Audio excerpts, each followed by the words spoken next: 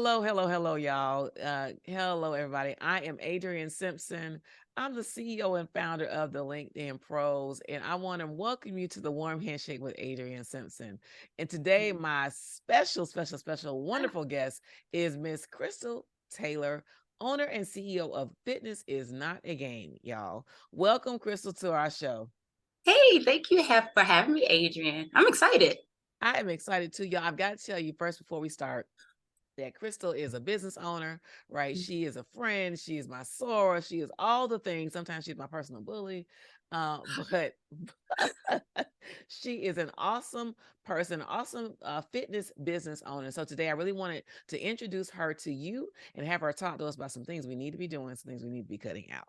Welcome to Exactly. the I, show. I was afraid you were gonna say some buts. I was nervous. I was like, "Uh-oh, where's the gut punch coming?" And I know you're not calling me a bully. Come on, Pot. Listen, and so see what I'm saying, y'all? We're ready to kick it off. So, Krystal, again, Yeah. thank you for being here. But I want you to tell the people who you are, what you do, tell them what your business is all about. Yeah. So as Adrian mentioned, I am the owner of Fitness is Not a Game. I'm a health and fitness coach. So I specialize in providing healthy and sustainable weight loss solutions to women, especially those who are frustrated with fad diets. And I've also made it my personal mission to help at least 1 million Black families change the trajectory of their medical histories because we're not predisposed to these preventable diseases. And I just want us to live healthier, happier lives. Oh my gosh. Did you say 1 million families? At least, At least friends, at at least 1 least. million families. At least. So, but you just said something that was so key, and I want to make sure that we sit there just a moment. And so I know you, right? You talk Mhm, about the idea around the predisposition for mhm, illnesses. And so you mm. combat that, right? You talk against that. Yeah. So the thing is that we have markers. So yes, I will start by saying it hurts my soul when I hear people say, this runs in my family, this runs in my Mhm. family, this runs in my family. Yes, there those issues, those diseases are in your family's medical history. But that does not mean that it has to happen to you. And a lot of times when people say that, it's like they just throw their hands up and say, well, Right. diabetes runs in my family, so I'm gonna get it. Well, Right. high blood pressure runs in my family, so I'm gonna get it. Yeah. So that's why I say we don't have to accept that. Do we have markers for them? Sure, it's genetics. However, we do still have a choice. We don't have to just sit on our hands and say, oh, okay, doc, because I always tell the story when I can't remember how old I was, maybe 22, 23. I was pretty young. I had a doctor flat out look me in my face and tell me that I was more than likely I was going to be diabetic within 10 years because of my family's medical history. And I was Wow. like, lies you tell. Says who? Oh my gosh. Yeah. And on top of it, I guess I was exhibiting symptoms like my blood sugar was extremely low Mm. when I first got it tested, but I drink a lot of water and that concerned them. But Mhm. I drink so much water because I've trained my body to want and need the water. And I started drinking the water for another reason, but it stuck. It just stuck. So the fact that you were drinking a lot of water, did they think that you were like always thirsty? Because I know Hmm. sometimes diabetics are super thirsty all the Yeah. time. And because my mother's diabetic, my Hmm. grandfather was diabetic. Hmm. Right. And so, by all accounts, right, the arrow is pointing at me. But, friend, I will tell you, and I'll tell you also, just transparently speaking, when I was much younger, I was so nervous and worried and concerned about becoming diabetic that I used to get tested all the time. Now, I Hmm. made sure that I ate right and ate properly and, did all the things. But I was always nervous about that, so much so that I used to request tests that would come back negative. Right. Hmm. And so not Yeah. only are sometimes medical professionals putting that stigma on us, but we're really inflicting on ourselves. Yep. Undue stress and trauma, friend, for no Look, reason. but diabetes, it does scare the mess out of me. It's that silent killer. It And is. that's why I tell people, when it's coming, it's coming. It is, but that doesn't mean I have to sit there and wait. You're gonna chase me.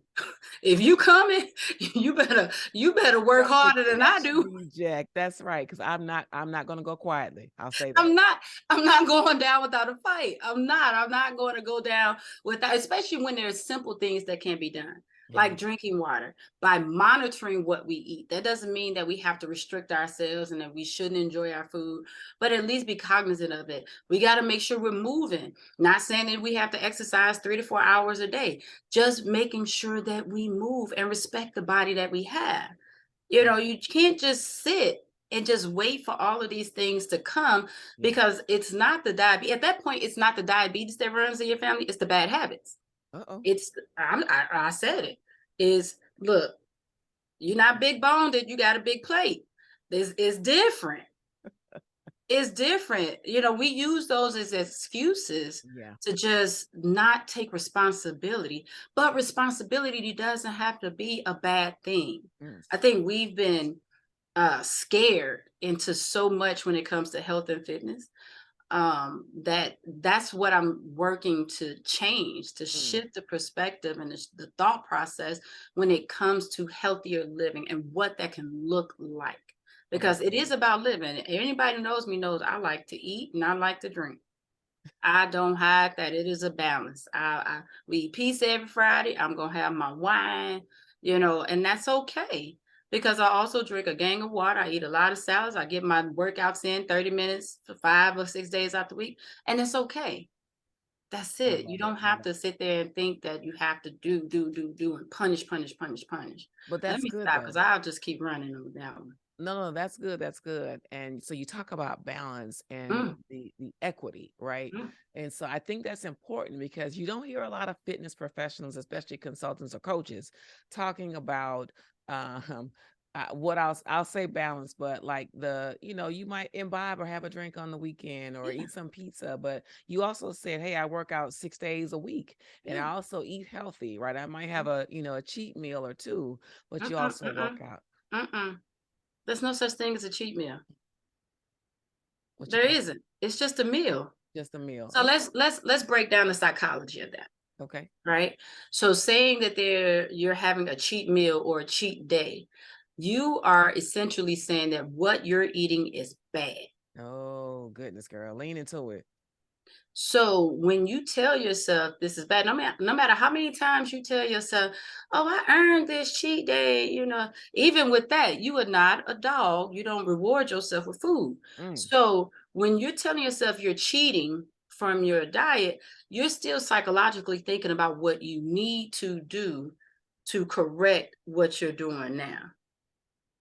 And okay. what can happen is that sometimes people will feel so bad about that cheat meal or cheat day that they're either going to starve themselves after that, exercise it crazy hard, or they're just going to give up, Uh-huh. right? As opposed to just saying food is fuel. And you just decide what type of fuel you're going to put in this beautiful machine you have. Okay. So if it's a meal, that's 1 out of 21 meals, not including your snacks. So how does that equate to a cheat? If we do So, the math on that, because I'm a yeah. dork, I like numbers.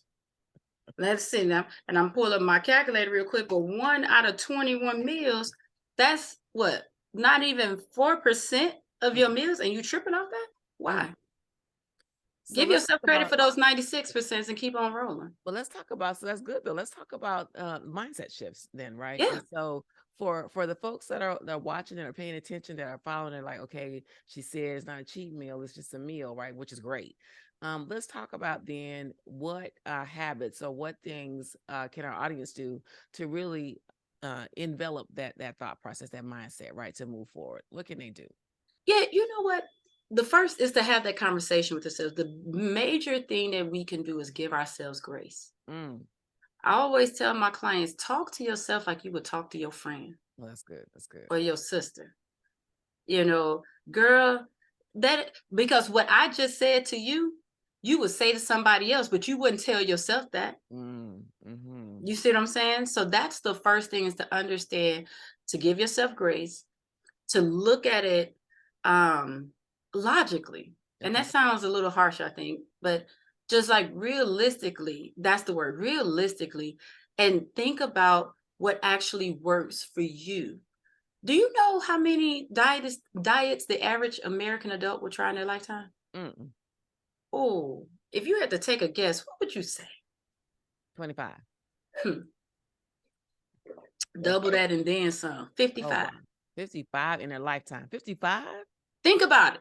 It sounds crazy, but let's just say we go from 25 to 55. That's only 30 years. That's Okay. less than 2 diets a year. Mm. Somebody has already tried 2 diets this year. Somebody has already tried 2 diets this year. And the My thing is that diets, first of all, why are we doing anything that starts with the word die? But diets are meant to be temporary. mm, So they work when you're doing them. The problem with diets is that you're typically eating something you don't like and you're giving up something that you do like. There's this huge compromise as opposed and restriction yeah. as opposed to finding the balance, right? So that's what I always encourage people to do is to figure out what your balance is and look at it as balance and be okay with that. But it's so hard to flip that mindset shift. I know that it is very difficult when you're 30, 40, 50, 60 years old and you've been hearing this same propaganda forever. It's hard to finally say, you know what? It's okay for me to have this cake. It's okay. And it's not, it's really about semantics. Words Yeah. carry energy. They Mhm. carry a lot of energy. So it's a difference between, hey, I know I'm going to this birthday party tonight and I'm going to have a good time. So I'm just going to go ahead and make sure today I'm not going to miss my workout. I'm going to drink my water and I'll just eat lighter meals through the rest of the day just to balance it out. Just because I know it's going to make me feel better, Okay. right? Okay. That's different from saying, oh, I'm going to this party tonight. So I better eat a salad for lunch and I better not eat today. You know what I'm saying? Like Yeah. that energy is very different and it takes a Very different. long time to be comfortable with having these so-called not so good things Mm. in your day without feeling the pressure. And always it's about consistency. Understand there's no such thing as perfection. There's consistency. So if you have a day, because we all have days that aren't that great that you're not going to brag about, but you also have tomorrow to just get right back on track. I think that's a perfect place for us to pause. This Mhm. is great conversation, Krystal. And I'm just so thankful that you're here sharing with the audience just the ways in which we can maneuver in this thing called life, right? So we're changing our mindsets today, y'all. We're learning about not only healthy eating, but healthy balance, right? And living our lives not in a sense of perfection, but in a way that's realistic in how we're going to balance. And so it's a perfect time for us just to take a quick pause, y'all. We're going to allow our message from our sponsors, and we'll be right back. Hey there! Are you an executive or entrepreneur looking to increase your income and revenue? Well, you've come to the right place. We're the LinkedIn Pros, a specialized agency that's all about crafting personalized LinkedIn strategies to help you achieve your revenue goals. Our amazing CEO, Adriane, is a pro at empowering business owners to position their brands for maximum impact.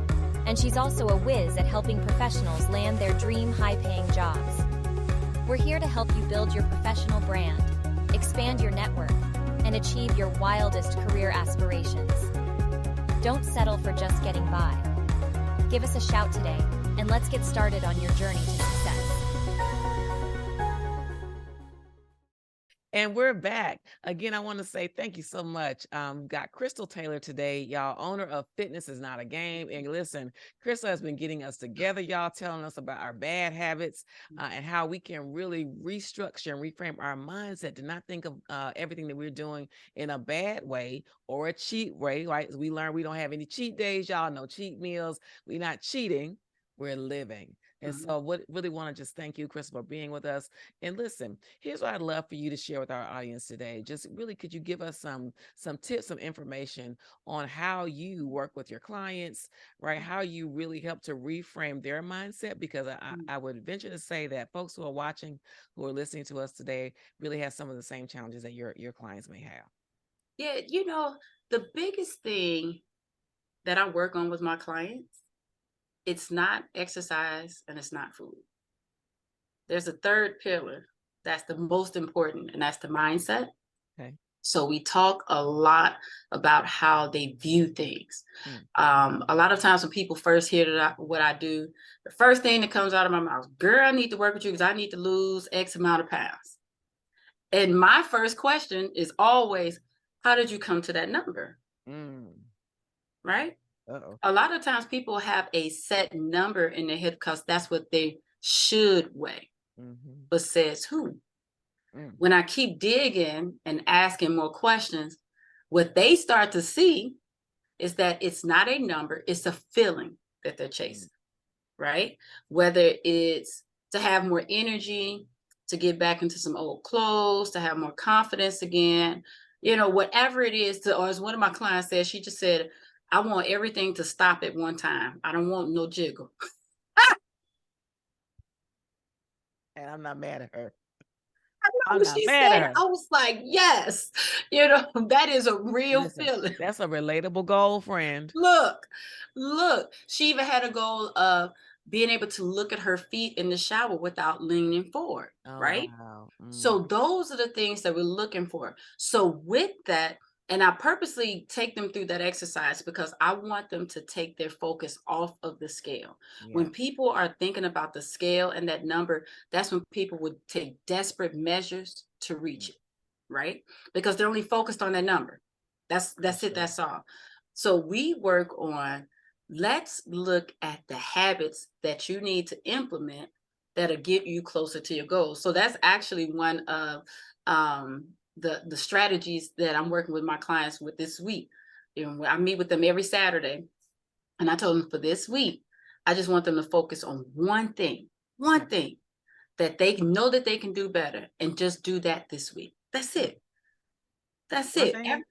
Just one. Just one. So often we sit there and say, I need to eat better. I need to drink more water. I need to sleep. I need to go to, I need to work out. We list all these things. And when you get that long list, it becomes like, you know what, that's too much. And we just stop. And you don't do anything. And you don't do anything because you're overwhelmed. But if you say, you know what, what's my lowest hanging fruit? You know what? I could drink some more water. I'm just going to drink more water this week. That's what I'm going to do. One of my clients, you know, she has issues with sleeping. So I told her, don't even look at the entire week. Choose 2 days that you're going to get into bed. Just 2. You know, so that's the thing. I like to, you know, focus on one thing, but with that is focusing on small habits, because there's no such thing as small wins. None. The small goals get you those huge wins. So that's what I like to focus on with that. And that's what I would encourage people to do. Just choose one thing that, you know, if you do better, work on that just one at a time, and focus on habits, not numbers. That is so helpful. So I am reading right now the book Atomic Habits, right? Where you're making tiny incremental change, but it's exponential, right? And the impact is so great. I just love that you're sharing that with us today, right? Change your habits. And change one thing, y'all. One thing. So listen, I'm a list maker. I've always been a list maker, you know, write the things down and then strike them off your list. But you're right. I find that sometimes if my list becomes too long, which means I don't have time to execute on all the things, then I feel like a failure. Yep. I feel like I haven't accomplished anything. I have a list of 15 things. I've done 7, which is just short of 50%, but I feel like I didn't do anything at all. And that's the other thing. Give yourself credit, right? Because instead of saying, I only did 7, we should be saying, I did 7 of them though. Too often we just don't give ourselves enough credit. Even when people lose weight, that also hurts my spirit. When people say, well, I only lost whatever, but you lost. Yeah. You know, or I didn't lose any weight. My clothes fit better, but I ain't lose any weight. Take that butt off. Because at the end of the day, you want your clothes to fit better. A lot of times, let's be real, you want other people to notice your progress. Nobody knows what you weigh except you and your doctor. Except you and your doctor, or whoever you telling, right? Exactly. We don't have to walk around with our weight on our shoulders, on our sleeves, for people to scrutinize. For sure. But they can tell when you're making changes. Yeah. They can tell when you're slimming. Right. When you start seeing that clavicle, your chin, you look, everybody look for that clavicle, you know? But when you can start seeing that clavicle, the chin's going down, your arms getting slimmer. That's right.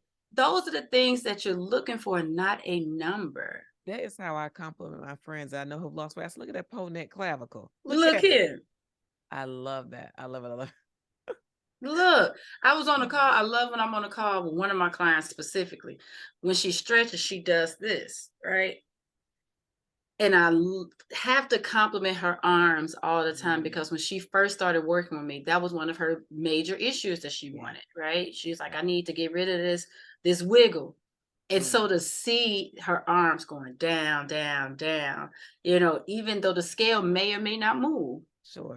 just to see it. And I'm like, do you see that? She's like, yeah, I saw it, like, okay, just want to make sure you see that too. But that's the key.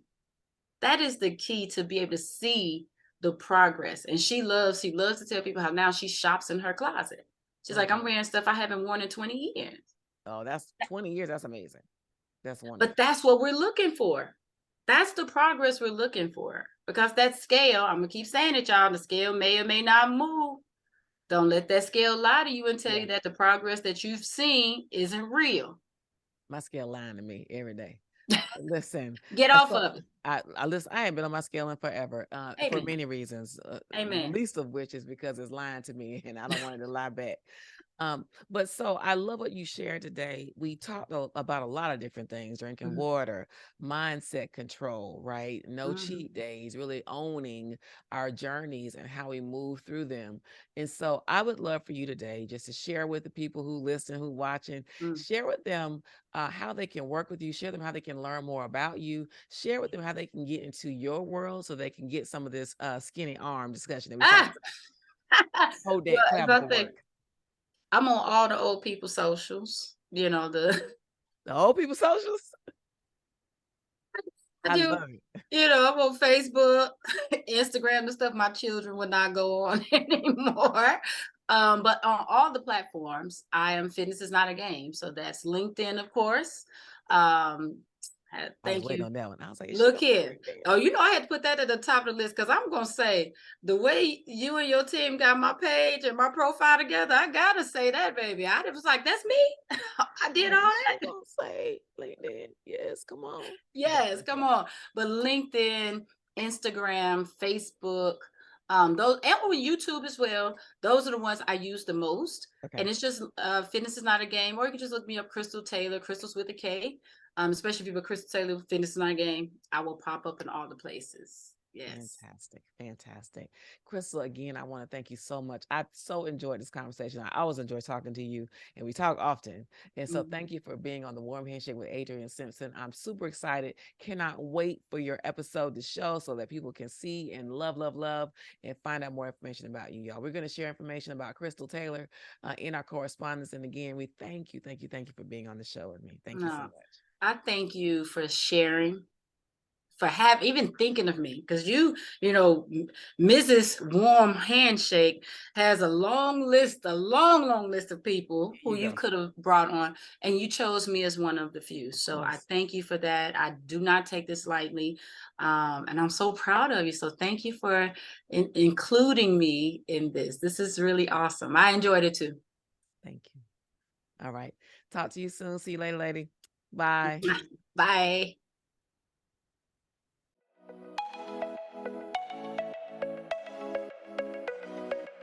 Thanks for tuning in to the Warm Handshake with Adriane Simpson. Let's stay connected and continue the conversation. Follow Adriane on LinkedIn and join our community of like-minded individuals.